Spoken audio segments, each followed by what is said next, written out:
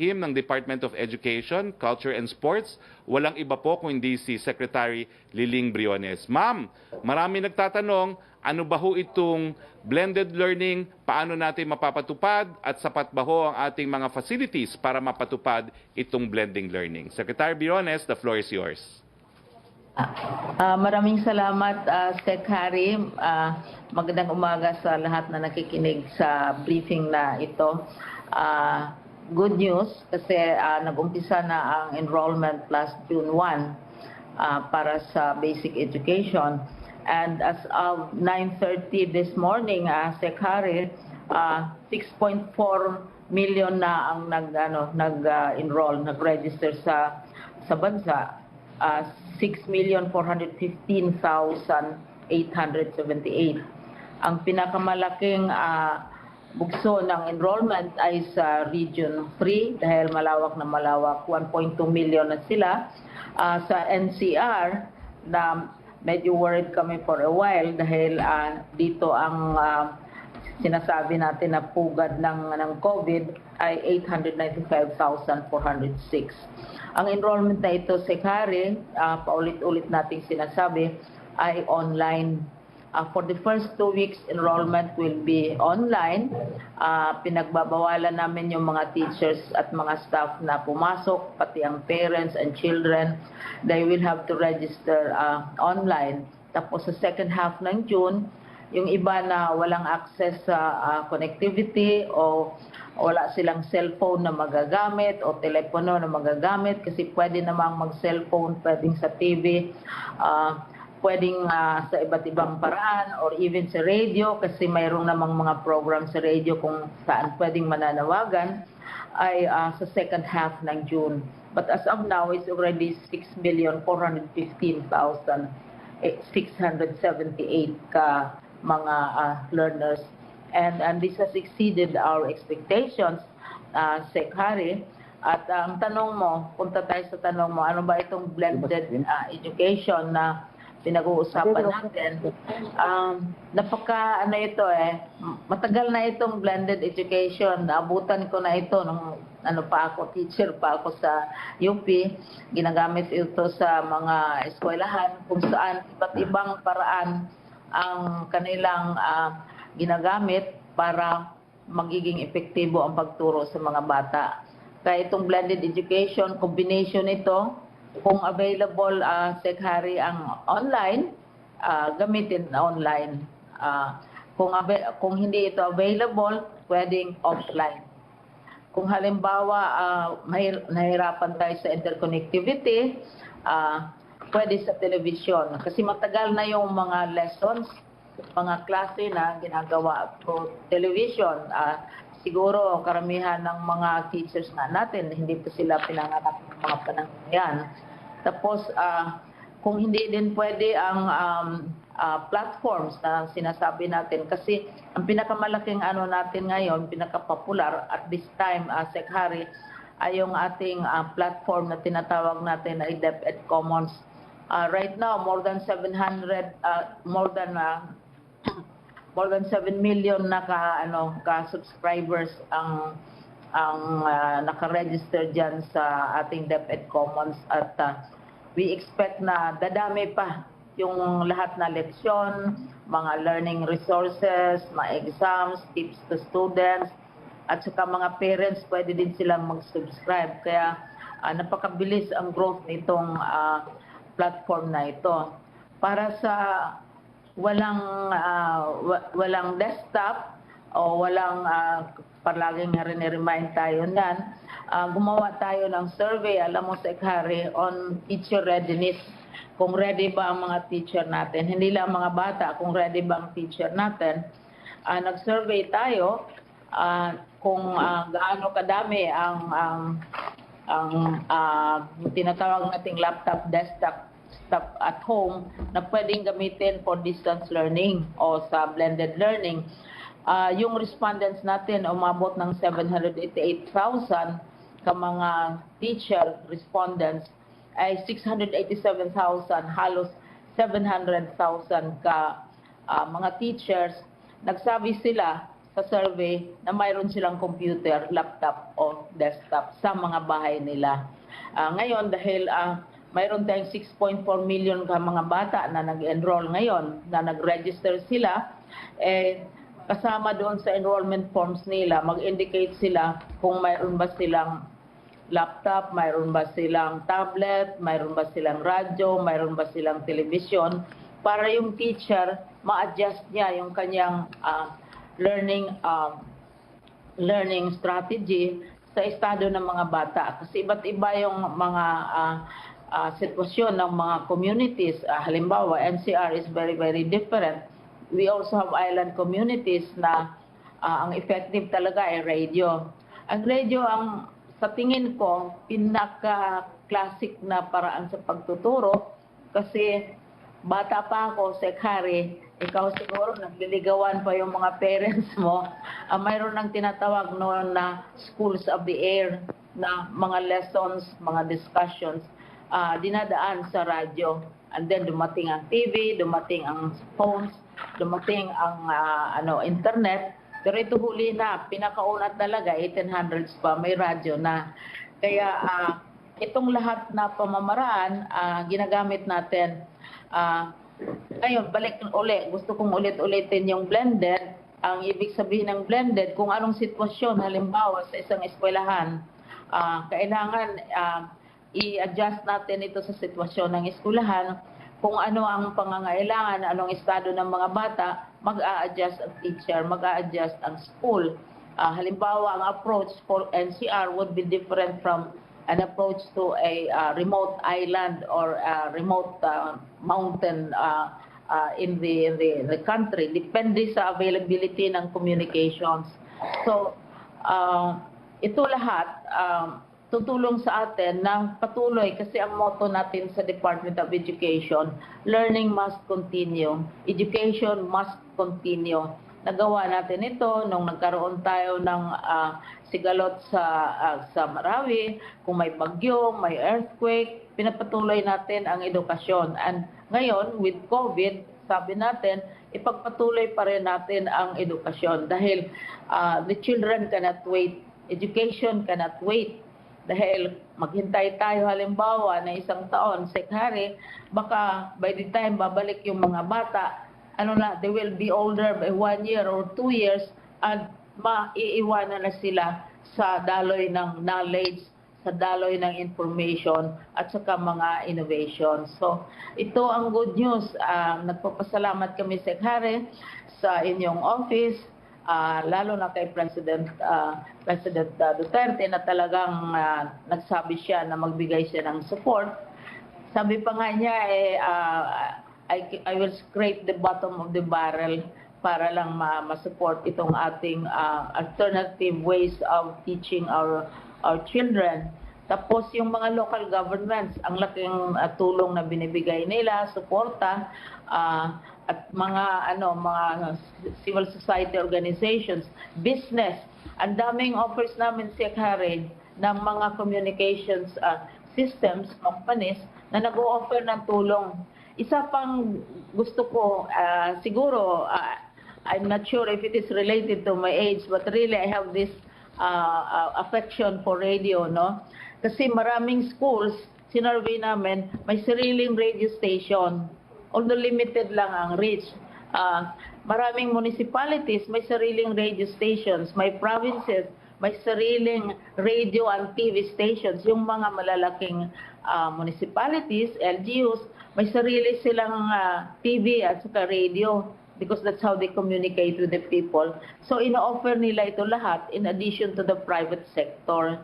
So everybody is helping out, and mukhang excited ang lahat kasi gusto nila makita if it really works. Pero ang gusto ko lang sabihin, it has been working for decades and decades. Yung nag-aral ng education ng 1960s, alam nila yung blended, yung maghalo ka ng iba't ibang approach to achieve a particular learning objective. Binibiro ko nga si Kong na author natin sa isang bill sa Congress ngayon. gawing requirement ang blended education. Si Kong Escudero, sinabi ko nga sa kanya dahil she is very a very established professional in home economics. Binibiro ko nga siya, kaya tinatawag yung blended, madaling i-compare mo sa isang blender where all the best flavors, the choicest materials, the choices and the best ingredients are all put together to come out with what appears to be different but is actually has already been in use for a very long time. Like UP has 7 campuses, and we have our own autonomous university, which is located in Los Baños, but which operates all over the country. Maraming mga schools ginagawa na ito. The only difference is this time, the larger emphasis is on these technologies dahil hindi talaga pwede pa sa pagkangayon ang face-to-face o yung biro namin sa Department of Education, hindi po pwede yung face-to-face. So, blended muna. At saka pag gagamitan mo ng blended approach, mukhang masarap, mukhang epektibo, at mukhang enjoy ang mga bata. Thank you, Secretary, for all the support. And Thank you. Mr. President. For... Thank you. That was my co-teacher in UP and my sister in the faith. Ma'am, I have just one question. Yes. Wala na po ako anak sa K-12, no? Nag-graduate na, pareho na nasa UP. Ang tanong ko lang po, kung ang anak ko grade 5, magkakaroon po tayo ng separate materials for grade 5 online? At kung wala pong online access, magkakaroon ba tayo ng TV o radio program for grade 5 students? Yes. Sa basic education, yun ang hinaharap namin ngayong trabaho. Kaya 7 days a week, 24 hours a day kami nagtatrabaho.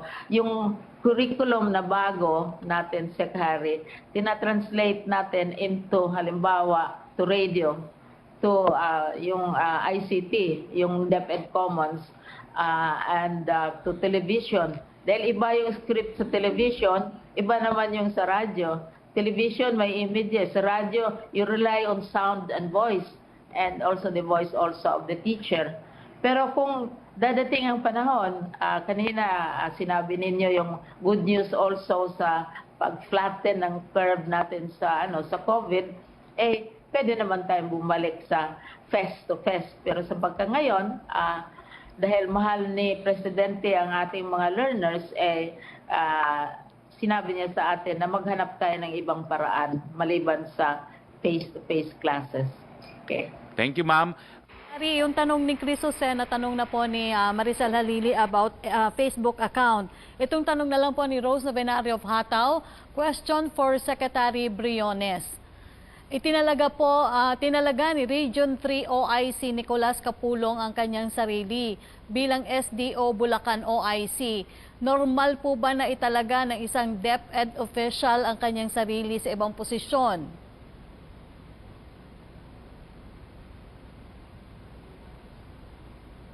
Secretary Briones. Secretary Briones, yung opo, ang tanong po, Walang audio si Sec Briones. yeah. There you Salamat sa tanong kasi aming titingnan ito. Right now, I will immediately contact our regional director kung may basihan itong obserbasyon na ito. Kasi usually, mabilis ang media na magsasabi sa amin kung mayroong mga problema or mga issues na hindi na tutugunan o hindi na re-resolve. Kaya I will verify immediately.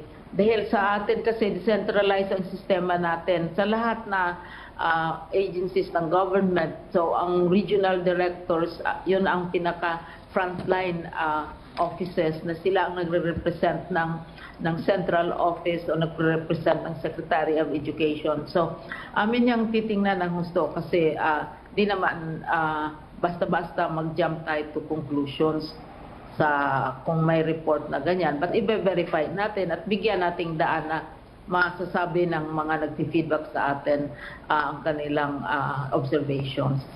Kami we answer immediately pag mayroong thanks to communication, easier now to verify reports from the province. Maraming salamat sa tanong ninyo. Next question.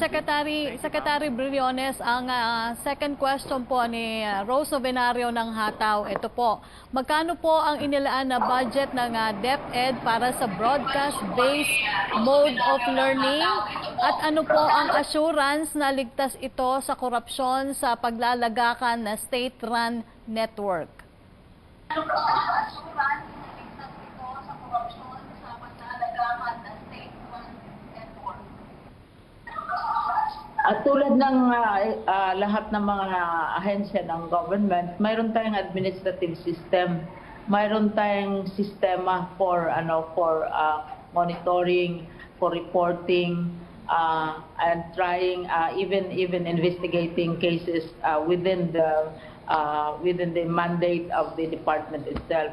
At saka pwedeng mag-file ka ng administrative case, pwede namang magkaroon ng criminal cases. Pag administrative, kami ang nag-handle at our level as the other offices do.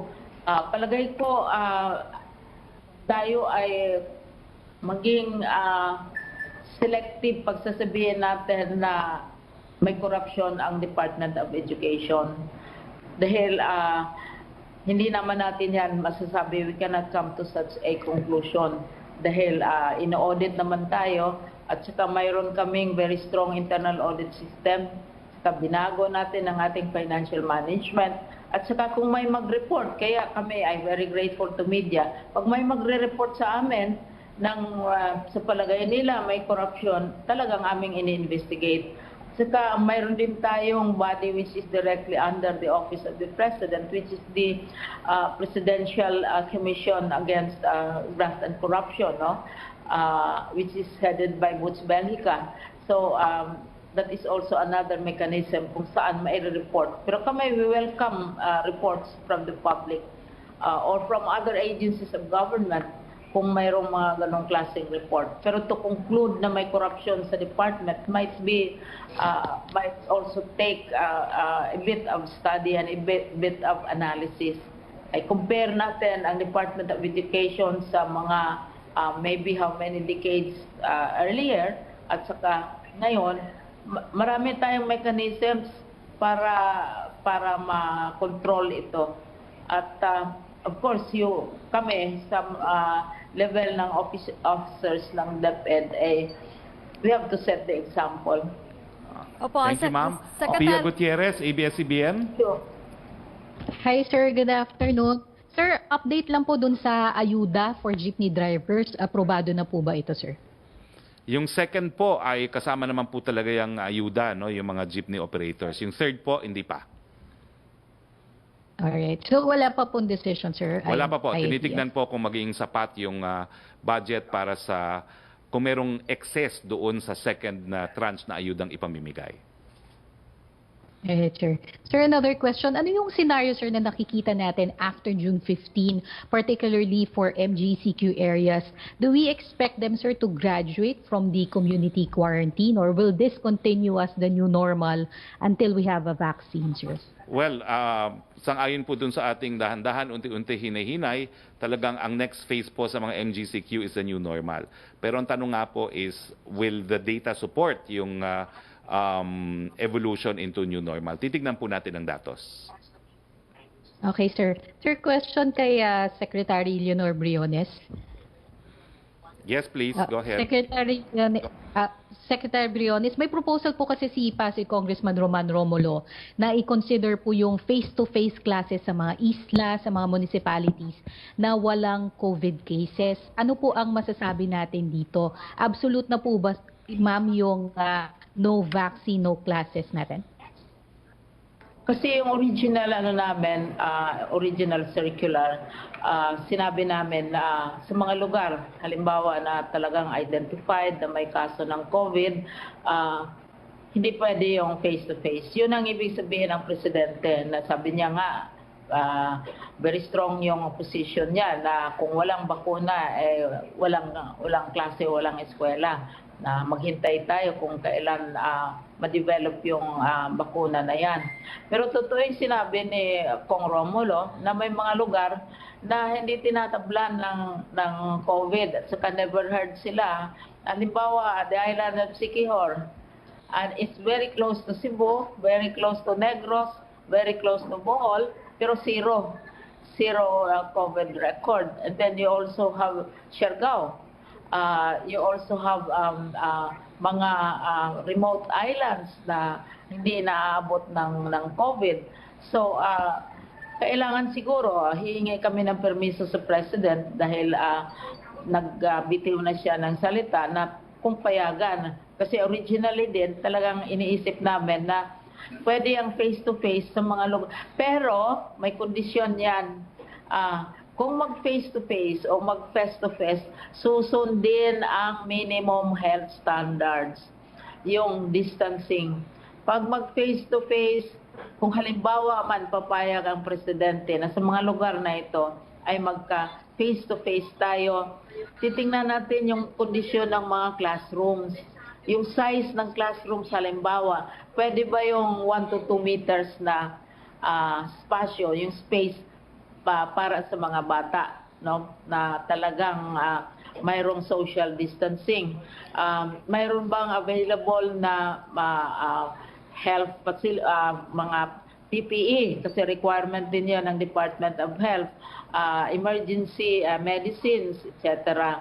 At saka yung rules of hygiene, mayroon bang hand washing facilities, lahat-lahat yan. It's not only kinoconsider natin following the instructions of the President. Hindi lamang ang walang COVID, pero titingnan din natin yung capacity ng infrastructure, ng facilities ng eskwelahan na yan na ma-implement ang minimum health standards. Kasi ang bottom line natin to safeguard the health and the safety of our teachers and our learners. Thank you very much, Secretary. Na ganyan. Yes. We go back to Yusek Raki, please. The time is it's 12:40. Tino ng Manila Times kay Secretary Briones, both President Duterte and Vice President Leni caused doubts on the readiness of DEPED to implement distance or blended modalities, particularly online learning. Can you comment on that for Secretary Briones? Sec Liling. Sec Liling. Nawala si Secretary Liling. Well, perhaps I could comment. Sinagot na po yan ni Secretary Briones, yung tinatawag na blended learning, 1960s pa po yan. That's not new, no? Yes, Secretary Briones. Yes. Dalawang beses nagkomentaryo ang Presidente about blended education as an alternative to an absolute closure of all schools during the time of the pandemic. And binabasa namin uli-uli, wala siyang sinasabi na hindi siya na against siya. Halimbawa, yung pinakaunang statement niya, 8, sabi niya, I'm impressed with the simplicity of the program. Dahil sinabi ko nga kay President na itong mga approaches na ito, matagal na, lalo na ang radio, lalo na ang telebisyon, lalo na ang even cell phones. There are 179 cell phones circulating in the country. Tapos nakita natin na more than 80%, 87% ng mga teachers ay mayroon silang desktop sa bahay nila aside from the officials. So wala akong nakita, dalawang statements ito na sinasabi niya. Ma'am, ang question si VP Leni daw. Ma'am? Teleconferencing pangalawa. And ang sabi niya, I do not know if you are ready for that. That's different from saying that DepEd is not ready for that. And we have nearly 3 months and we have been preparing from the time na nag-community lockdown. We already saw the direction of policy. Kaya we have been preparing since March, April, May, June, for the eventuality of having to develop alternatives. It is not as if kung there is a particular situation, we accept it as it is and wait for things to change. We have to be instrumental in bringing the change ourselves. And yun nga ang sinasabi ng isang favorite saying ko from the president of Latin American country, na by the time our students, our learners graduate, kaming mga ministers of education, whatever we have taught them will already have become irrelevant. Okay. So we have a lot of catching up to do. And the president has never said, paulit-ulit kong binasa ito kung mayroon bang sinabi niya. And sinabi pa nga niya, I support you. He will even scrape the bottom of the barrel. And sabi niya on the question of funding. Ma'am, excuse me. I think the question, ma'am, is VP Lenny said we're not prepared. Can you address the point raised by VP Lenny na hindi daw tayo handa for distance learning? I would like to dispute that. We are still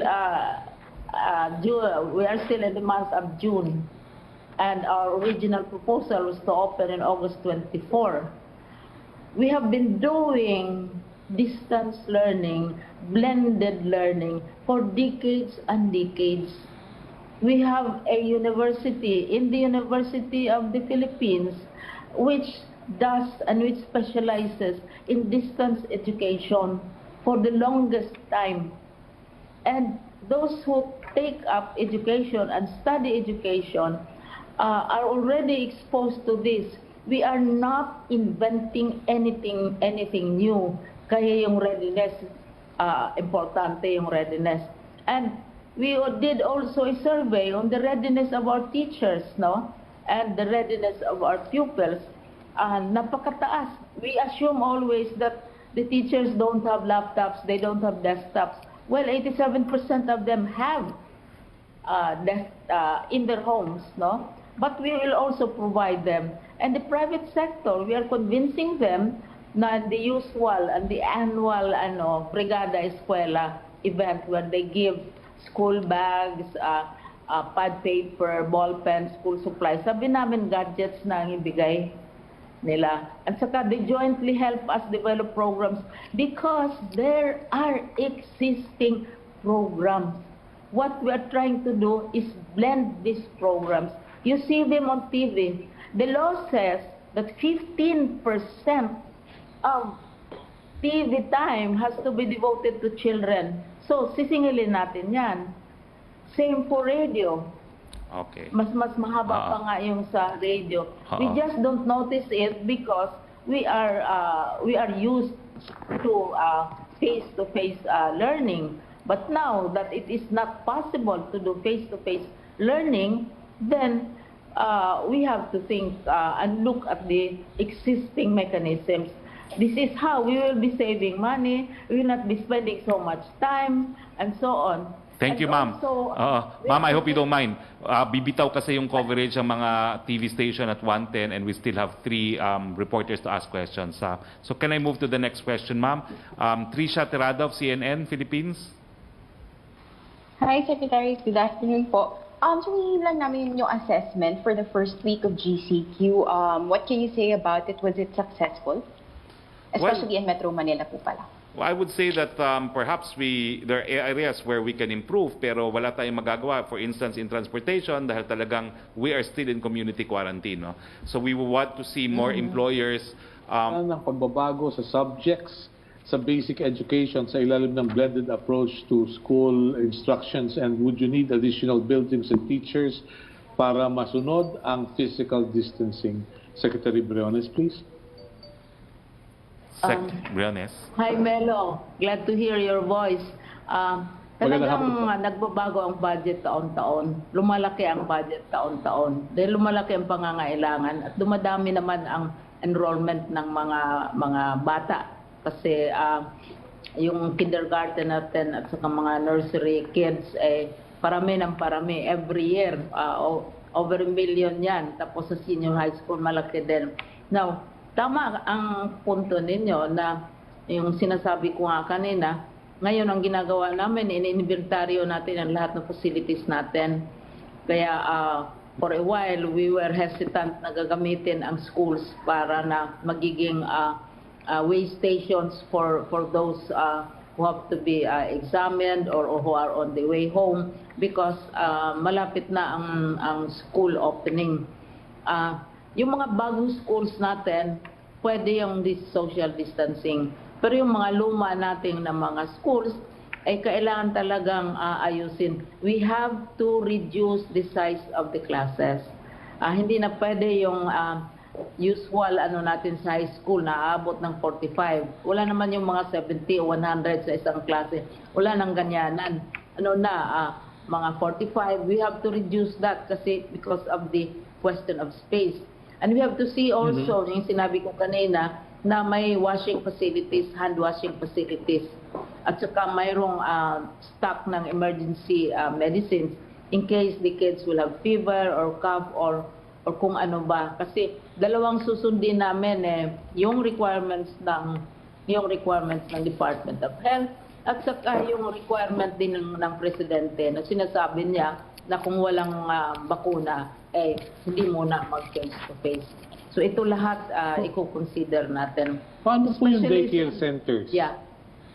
Paano po yung daycare centers, Secretary? Daycare centers are usually handled by local governments.